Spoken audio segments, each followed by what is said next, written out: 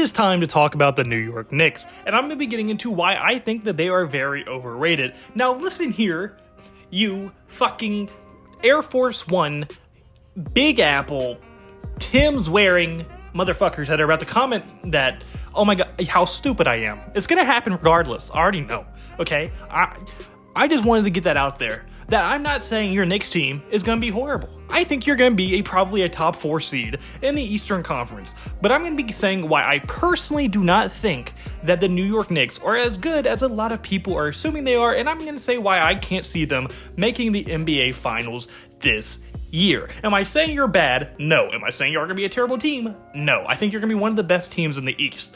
But I'm going to be saying why I don't think they're built to make the finals, and why I just personally don't think they're deserving of all the hype that they have been getting. And I understand Knicks fans are going to Knicks fans, okay? They're going to comment that I'm an idiot. But at least listen to the whole video through, okay? Just at least give me a chance, alright? I've just asked for a chance.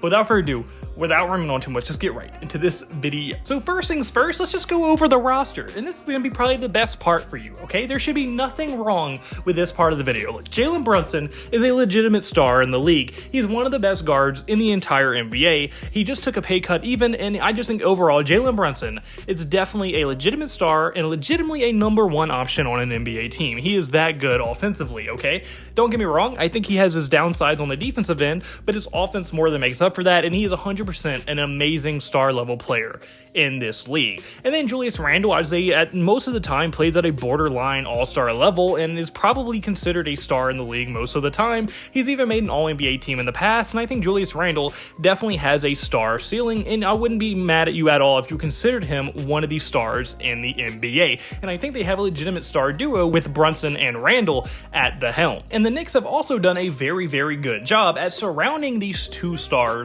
with tons and tons of high-level role players and guys like Mikal Bridges, OG Anunoby, Mitchell Robinson, Dante DiVincenzo, Josh Hart, Cameron Payne, and they even have a few other guys you could mention farther down the roster as well. And just overall, they have surrounded their team with, or their stars with a very, very good team. And overall, I think they are going to be a very deep and very fun team to watch next year, and they're going to match up well with a lot of teams in the entire NBA. And this is definitely going to be a team that can rely on their depth and their defense going into this year. I think defensively, they're going to be one of the best teams, and their offense is going to be led mainly by Brunson and Randle, and overall, I think that is more than enough to keep a average to above average offense going. And Mikal Bridges and OG Anunoby aren't terrible offensively either, and they could definitely provide help there, and they're going to be a very, very fun to watch two-way team that's going to be very good and high level in my opinion. But where the problems start to come in is the fact that they really don't compare up to a lot of the other top teams in the East. Although I think the Knicks are going to be a top team in the East,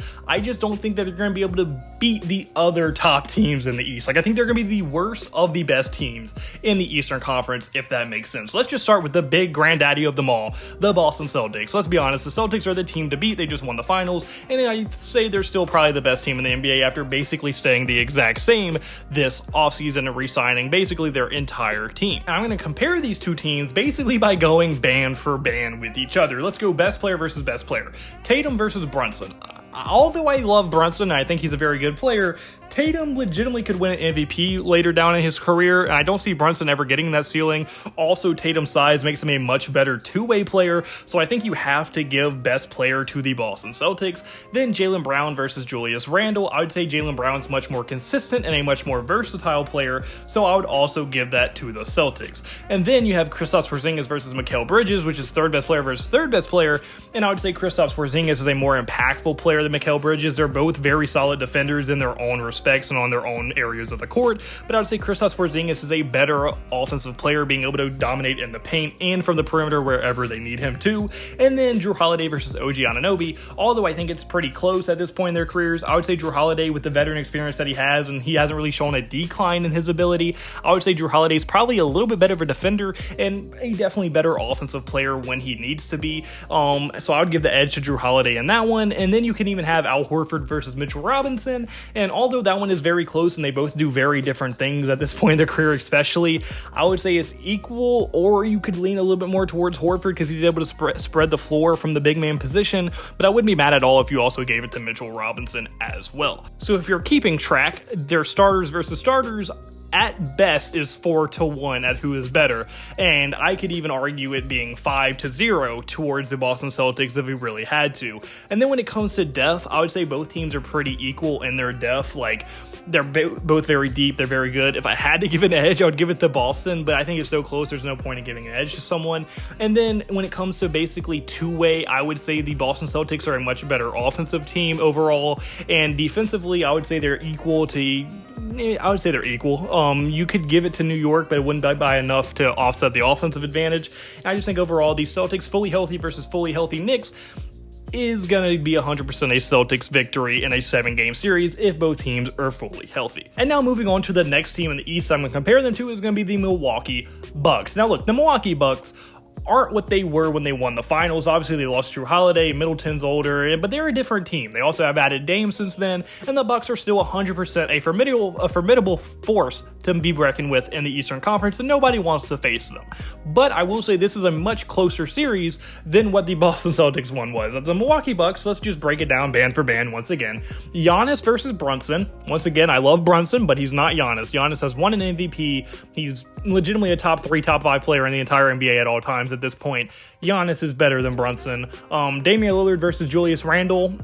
This one, although Damian Lillard is not the Dame we once knew, I would say consistency-wise and ceiling-wise, I would give it to Damian Lillard, although it's a lot closer than I think a lot of people would say. I would still 100% give the edge to Damian Lillard. And then Mikal Bridges versus Chris Middleton.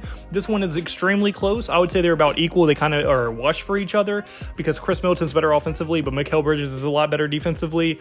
I would say it's equal, and if I had to give an edge, I'd give it to Mikal Bridges if I'm being honest, so that matchup could go either way. OG Anunoby versus Terrence Prince, I 100% would give it to OG Anunoby. He's better at basically everything but shooting, maybe. And then when it comes to depth, I would even give the edge to the New York Knicks. So a lot of things are going in the Knicks direction in a matchup versus the Milwaukee Bucks. And I would say the Knicks defense is probably slightly better, not by a lot, but I would say it's definitely going to be better. And then I would say the Bucks offense is probably slightly better as well. So in a 7-game series, this is going to be a very, very close series. In my opinion, it would probably go 7 games if both teams are fully healthy.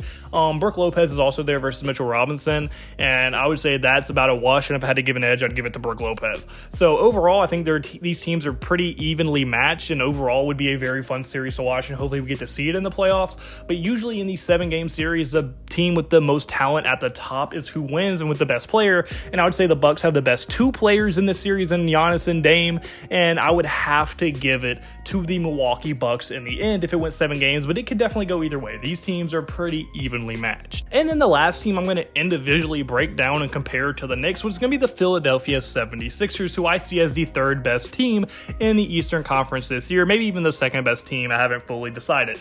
But I think the Philadelphia 76ers also match up very good with the New York Knicks. As we look band for band, best player for best player, Joel Embiid is better than Brunson. It just so happens that these teams have a lot of MVPs, okay? So Joel Embiid, former MVP, I would give them the edge when it comes to best player. Paul George versus Julius Randle, I would give it to Paul George. Paul George is way more consistent. He's a lot more versatile, and overall, I think he's on a whole different level than Julius Randle.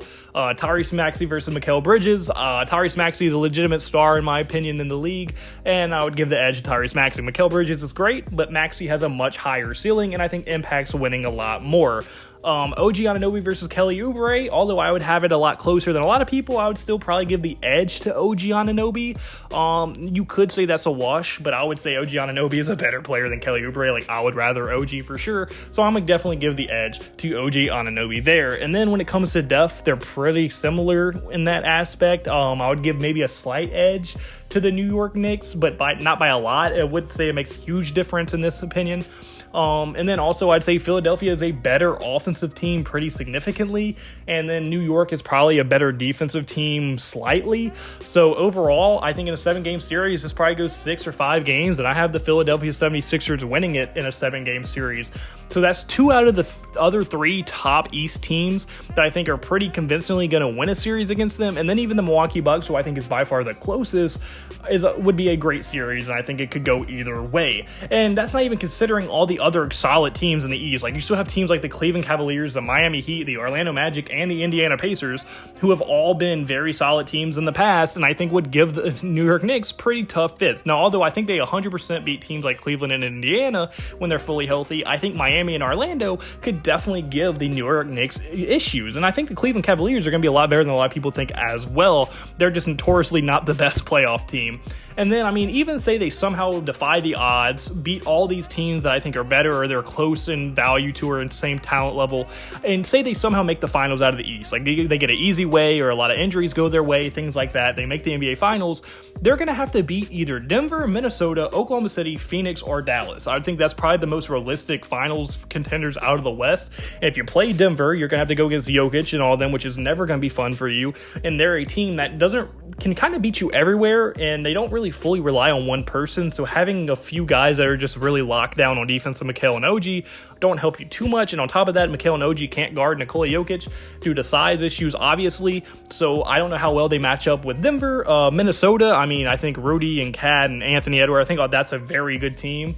OKC, I think, is one of the most well-rounded teams in the NBA. They're just super young.